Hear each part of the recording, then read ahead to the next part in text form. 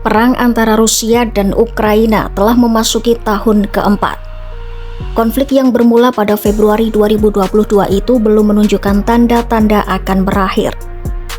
Di tengah pertempuran yang terus berlangsung, Rusia kini menghadapi tantangan besar, yaitu menjaga kekuatan militernya tetap bertahan tanpa memicu gejolak di dalam negeri. Pada Desember 2025, Presiden Rusia Vladimir Putin menyampaikan bahwa sekitar 700.000 tentara Rusia terlibat dalam pertempuran melawan Ukraina sepanjang tahun 2025. Angka ini relatif sama dengan tahun sebelumnya dan sedikit lebih tinggi dibandingkan akhir 2023. Namun di balik angka tersebut, jumlah korban masih diselimuti kerahasiaan. Pemerintah Rusia tidak merilis data resmi. Meski begitu, Kementerian Pertahanan Inggris memperkirakan lebih dari 1 juta tentara Rusia telah tewas atau terluka sejak perang dimulai. Penelusuran independen yang dilakukan media zona bersama BBC dan relawan internasional mengungkap sisi lain perang ini. Mereka berhasil mengidentifikasi lebih dari 160.000 nama tentara Rusia yang tewas. Dari jumlah tersebut, ratusan di antaranya bukan warga negara Rusia. Sedikitnya 550 tentara asing dari lebih dari 20 negara tercatat tewas dalam konflik ini. Bahkan, Korea Utara dilaporkan mengirimkan ribuan tentaranya untuk membantu Rusia mempertahankan wilayah Kursk dari serangan Ukraina. Kehadiran warga asing di medan tempur menjadi bagian dari strategi Moskwa untuk menambah pasukan tanpa harus memberlakukan mobilisasi nasional yang beresiko secara politik. Pengalaman mobilisasi terbatas pada 2022 masih membekas.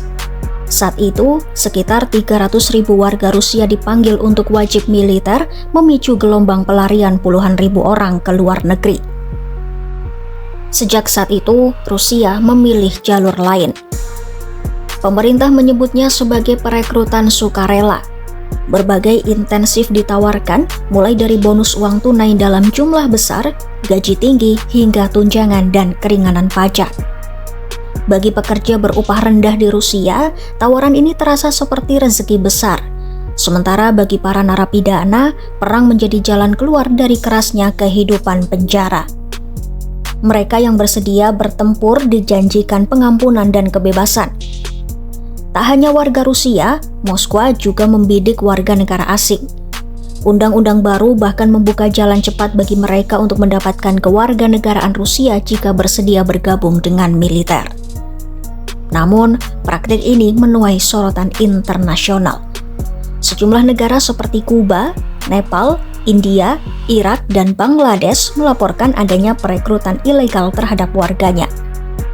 Investigasi Associated Press mengungkapkan kisah para pekerja Bangladesh yang dibujuk ke Rusia dengan janji pekerjaan sipil.